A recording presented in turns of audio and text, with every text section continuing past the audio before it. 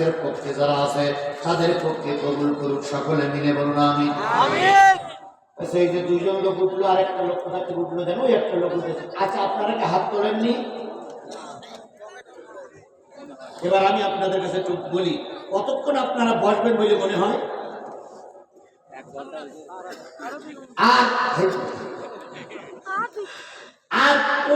আর 20টা minute থাকা যাবে? 20টা minute থাকা যাবে? এই 20 মিনিট পেশাব লাগুক, পায়খানা লাগুক, যা লাগুক, ময়দান ছাড়া যাবে না। একান্তই যদি মনে করেন হুজুর পেশাব ধরে রাখতে পারবে না, টান টান উত্তেজনা, তাহলে ওইখানে একটু কাপড়টা ভাগ করে নিচের দিকে ছেড়ে দেবে। কারণ এটা তো ঈদগাহ না, ঈদগাহ এটা কি মসজিদ? ছেড়ে দেবেন, পরিষ্কার করবে ওরা। ওরা মাটির নিচে জায়গা করিনি কেন? তাহলে 20টা মিনিট থাকতে হবে। রাজি আছে? এই 20 মিনিটের ভিতরে পেশাব পায়খানা জ্বালা ময়দান ছাড়া যাবে না ইনশাআল্লাহ। আমার কথাগুলো সাজাই গুজাই আনতে দেন। আল্লাহ আমাদের সবাইকে কবুল করুন। বন্ধুগণ, এখানে যারা হাত তুলেছেন আপনাদের মা বাপ দাদা দাদি 14 গোষ্ঠী কবরে যায়নি? আমি একজন মুসাফির, নিঃসন্দেহ মুসাফির। আমার নামে 20টা মামলা। 5 দিন আয়না ঘরে ছিলাম। আমি আয়না ঘরে থাকা লোক ভাই। 5 দিনের ভিতরে পেশাব পায়খানা করার পরে একটু পানি দিয়ে জায়গাটা পরিষ্কার করতে দেয়নি এই ফেরাউনির বাচ্চারা।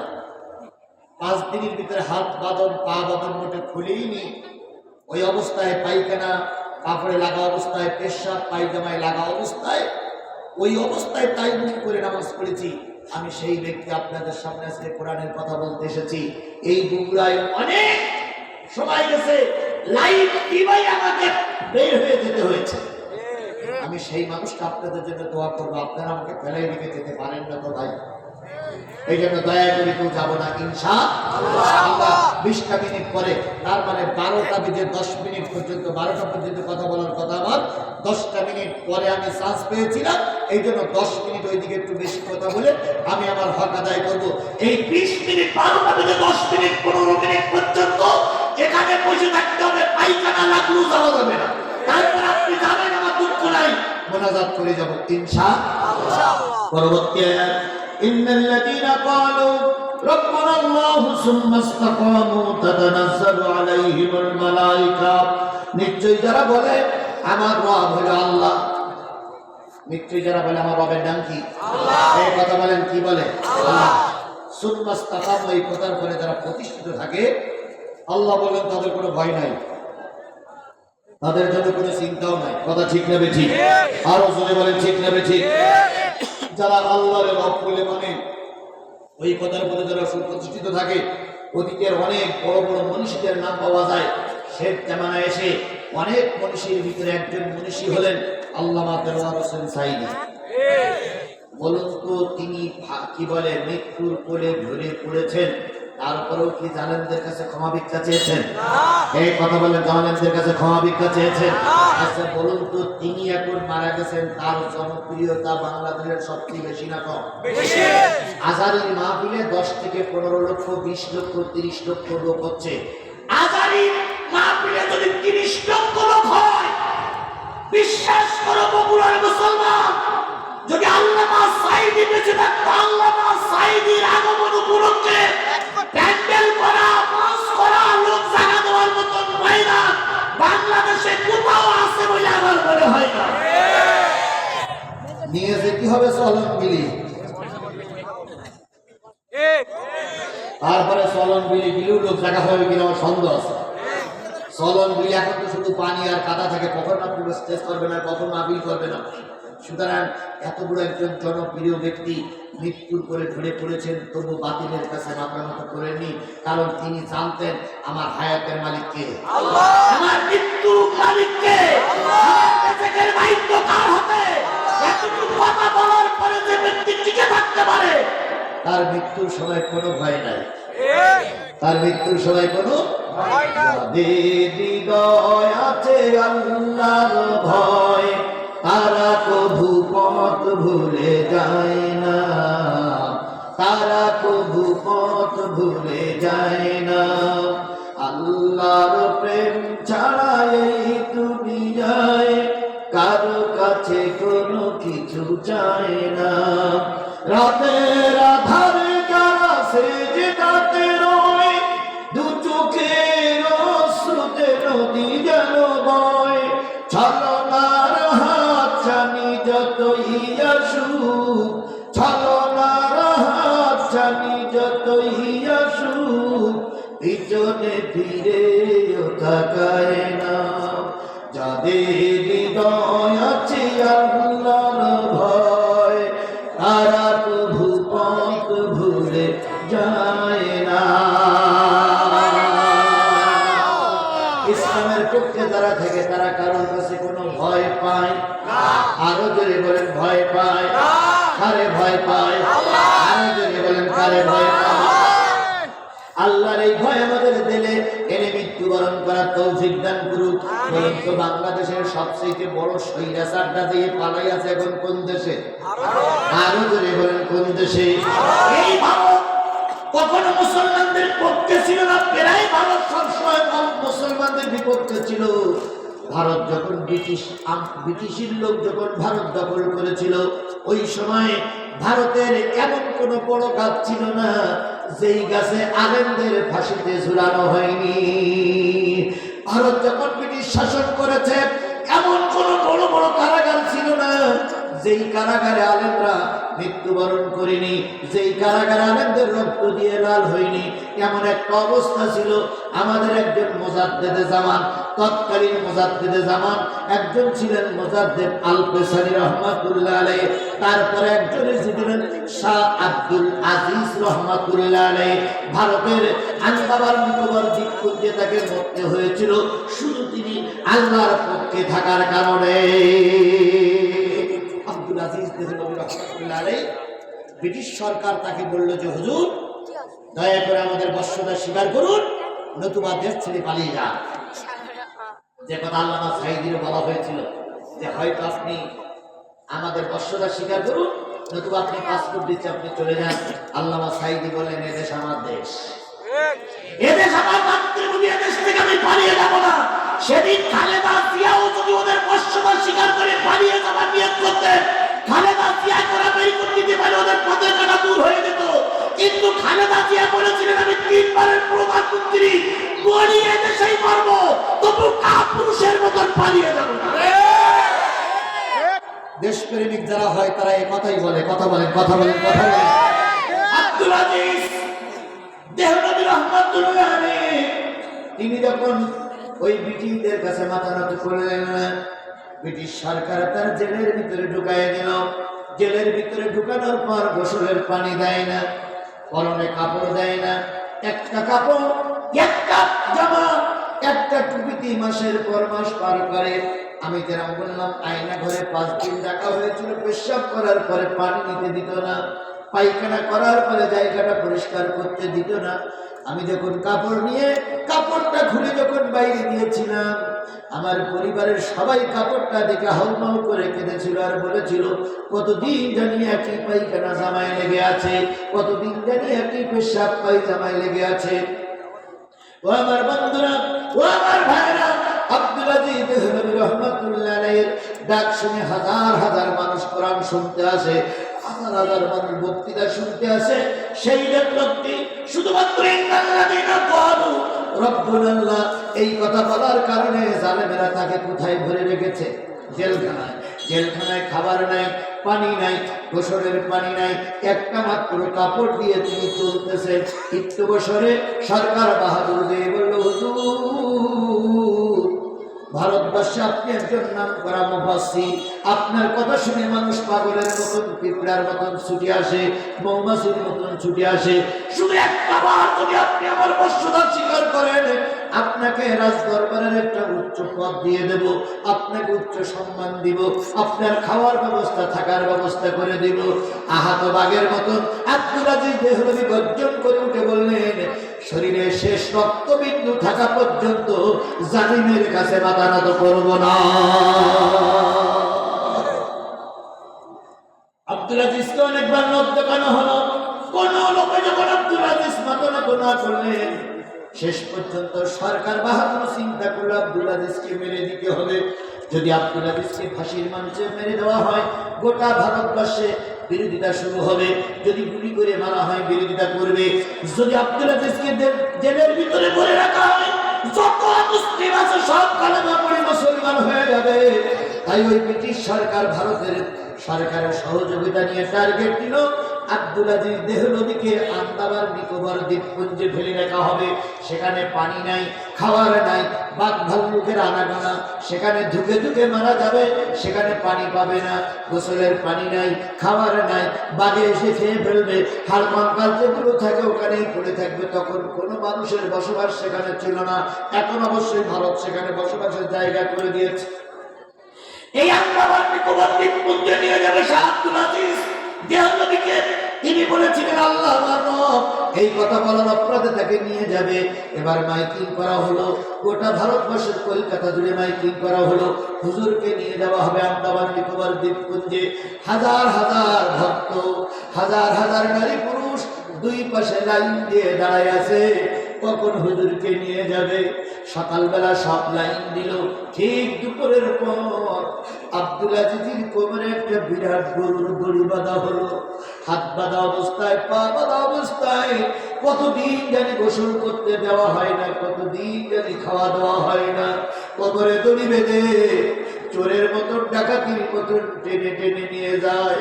আব্দুল আজিজ এক পা উঠায় আর এক পা উঠাইতে পারে না, আর এক পা উঠায় আর এক পা উঠাইতে পারে না। এভাবে করে ভক্তবৃন্দ দুই পাশে দাঁড়িয়ে দাঁড়িয়ে চোখের পানি ফেলে কাঁদে, কিন্তু একটা ভক্ত প্রতিবাদ করতে পারে না। প্রতিবাদ করলেই জালেমদের রোশানালে পড়া লাগবে। আব্দুল আজিজ যাচ্ছে, যেতে যেতে যেতে যেতে যেতে যেতে ঠিক মাস পয়েন্ট পর্যন্ত এসে গেছে। হঠাৎ করে দেখা গেল এক সাইড থেকে একটা নারী, মায়েরা ভালো করে শুনবেন, একটা নারী ছোট্ট ছোট্ট তিনটে মেয়ে সন্তান নিয়ে আব্দুল আজিজের সামনে এসে দাঁড়ালেন। ওই মহিলাটার বোরকা পরা ছিল, মহিলাটার আপাত মস্তক ঢাকা ছিল। কি এই মহিলা চেনা যায় না? হঠাৎ করে ওই নারী আব্দুল আজিজের সামনে এসে বলতেছে, স্বামী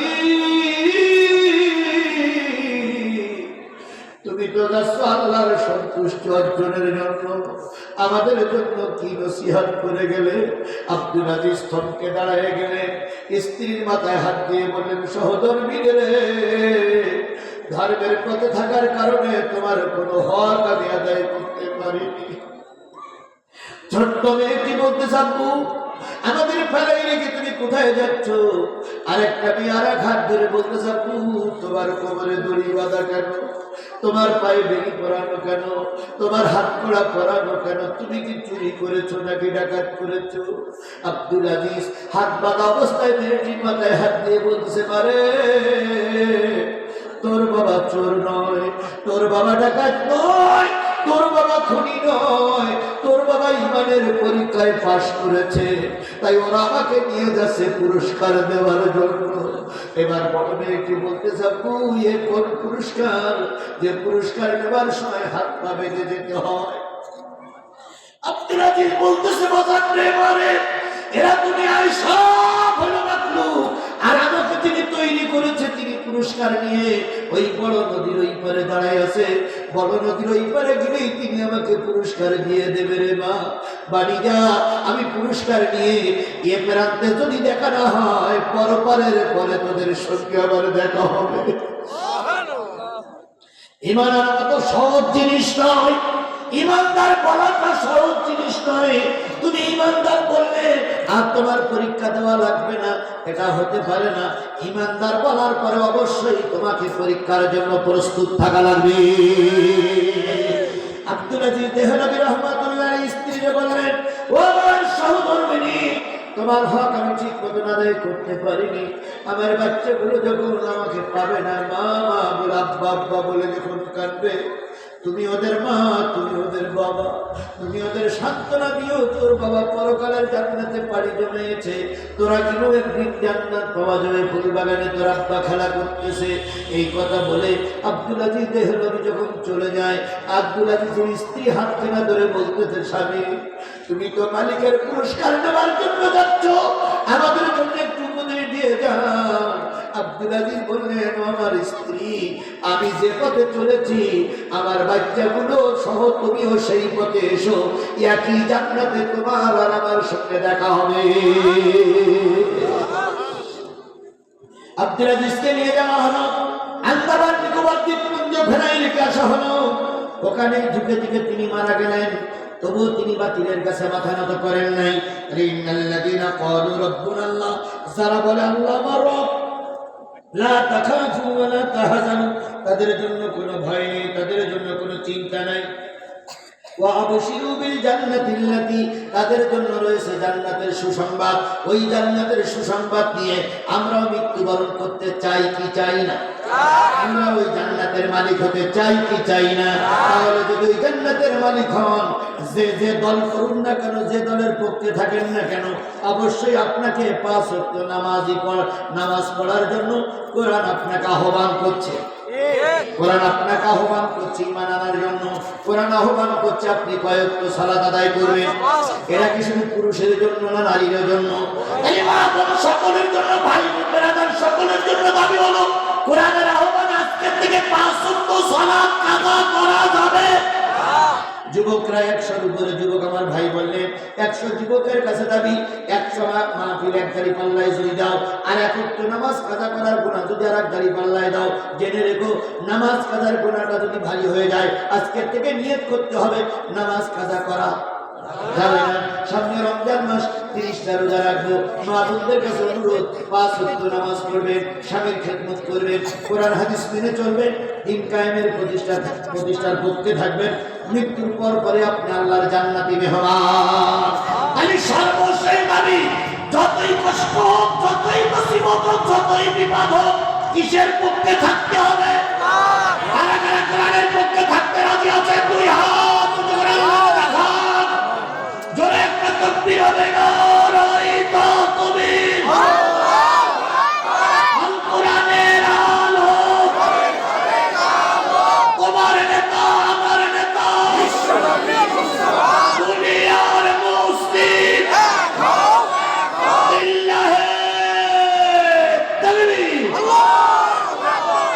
আল্লাহ আমাদের 5 ওয়াক্ত নামাজ পড়া অবস্থায় মৃত্যু দান করুন। বেঁচে থাকলে আবারও দেখা হবে ইনশাআল্লাহ। বেঁচে না থাকলে দেখাই আমাদের জীবনের শেষ দেখা, আল্লাহ যেন পরকালের জিন্দেগিতে আপনার আমার সাথে পরিচয় করায় দেয়। সভাপতি সাহেব কি কথা বলবেন? আস্তাগফিরুল্লাহ রাব্বি মিন কুল্লি জামবিন ওয়া আতুবু ইলাইহি লা হাওলা ওয়ালা কুওয়াতা ইল্লা বিল্লাহিল আলিয়্যিল আযীম। আল্লাহুম্মা আমিন। ربنا ظلمنا أنفسنا وإن لم تغفر لنا وترحمنا لنكونن من الخاسرين.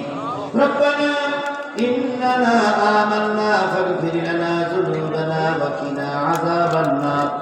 رب ارحمهما كما ربياني صغيرا وقل رب ارحمهما كما ربياني صغيرا. মহিয়ান গরিয়ান সর্বশক্তিমান আল্লাহ, বগুড়ার শহরের উপকণ্ঠে, বগুড়া শহরের একবার মাছ বরাবরে তোমার এই এলাকার গণ্যমান্য ব্যক্তিদেরকে নিয়ে, 2 দলের নেতাদেরকে নিয়ে, বিএনপির নেতারা আছে, জামাত নেতৃবৃন্দ আছে, সকলকে নিয়ে আমি গুনাহগার। রাত 12টা কখন জানি পার হয়ে গেছে। দীর্ঘ সময় ধরে সূরা হামীম আসিদার 2টা 3টা আয়াত পড়েছিলাম, 2টা আয়াত পর্যন্ত চলে গেলাম। 2টা আয়াতের কথা শেষ করে আলেম ওলামা, তাহাজ্জুদ গুজারি, ছোট্ট মাসুম হাফেজে কোরআন আল্লাহ নারীদেরকে সঙ্গে করে নিয়ে রাত 12টার পরে হাত তুলেছি। আল্লাহ, এই কোরআনের মাহফিল আমাদের সকলের নাজাতের জরিয়া বানায়া দাও। কোরআনের মাহফিলের ইন্তজাম করলো একদল টকটকে যুবক, শোনার জন্য আসলো এলাকার মানুষ, বলার জন্য আসলো একদল আলেম। বিশেষ করে আমাদের ছাত্রের এক তরুণ আলেম এখানে আলোচনা করেছে। আমার ছোটবেলা থেকে আমার স্নেহ শেষ, আল্লাহ হাফেজে কোরআন আল্লাহ তুমি কবুল করে নাও। আল্লাহ তাআলা মঞ্চে অনেক আলেম ওলামা বসে আছে, সবাইকে নিয়ে হাত তুলেছি। কোরআনের মাহফিল আমাদের নাজাতের জরিয়া বানায়া দাও। 2 টাকা থেকে শুরু করে 10,000 20,000 টাকা পর্যন্ত যারা দান করলো, সকল দাতার দানগুলো আল্লাহ তুমি কবুল করে নাও। যে উদ্দেশ্য করে দান দিয়েছে সকলের উদ্দেশ্য পূর্ণ করে দাও। কেউ বা বাপ মার জন্য দোয়া চেয়েছে, কেউ বা স্বামীর জন্য দোয়া চেয়েছে, কেউ বা শ্বশুর শাশুড়ির জন্য দোয়া চেয়েছে, কেউ বা ছেলে মেয়ে বিবির জন্য দোয়া চেয়েছে, সকলের দোয়াগুলো কবুল করে নাও। বিশেষ করে আল্লাহ আজকের মাহফিলের সম্মানিত প্রধান অতিথি এলাকার জনপ্রিয় ব্যক্তি বকুল সরকার, তিনি দোয়া চেয়েছেন ম্যাডাম খালেদা জিয়ার জন্য, তিনি দোয়া চেয়েছেন তারেক জিয়ার জন্য। এখন দেশ প্রায় নেতৃত্ব শূন্য হয়ে গেছে। জামাত ইসলামের বড় বড় নেতাগুলো সব ফাঁসির কাছে ঝুলেছে। জামাত এখন একলা নেতৃত্ব দিয়ে কষ্ট হচ্ছে বলে মনে হয়। এই সময় তারেক জিয়ার দেশে বড় প্রয়োজন, এই সময় খালেদা জিয়ার বড় প্রয়োজন। আল্লাহ তাদেরকে দেশে এসে হাল ধরে দেশের মানুষের একটা সঠিক পথে যাতে নিয়ে যেতে পারে এমন একটা পরিবেশ দয়া করে দান করে দাও। শহীদ জিয়া পদচরণায় মুক্ত এই বগুড়ার মাটি, শহীদ জিয়া বগুড়ার মাটিতে শুয়ে আছে। আল্লাহ শহীদ জিয়া বগুড়ার মাটিতে আচরণ চলাফেরা করেছে, তিনি ঢাকার মাটিতে শুয়ে আছেন। শহীদ জিয়ার এখান থেকে দোয়া করে আল্লাহ তুমি তাকে সহ সবাইকে তুমি মাফ করে দাও।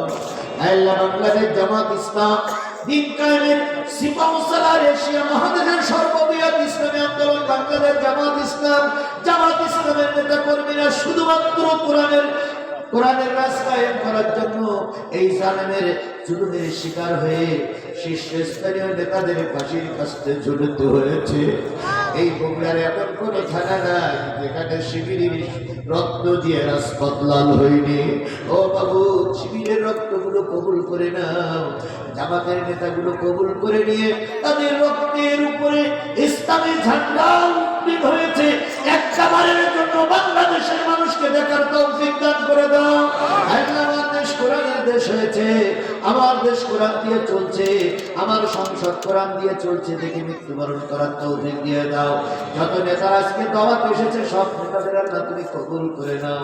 আগামী সংসদটা হলে একটা বারের জন্য হলো আমাদের দেশটারে কোরআনের দেশ বানায়া দাও। প্রভু আল্লামা সাঈদীর সর্বশেষ স্বপ্ন ছিল ৫৫টা বছর ৫০টা বছর কোরআনের দাওয়াত দিল। ১৩ বছর জেল খাটার পরে তিনি বলেছিলেন, আল্লাহ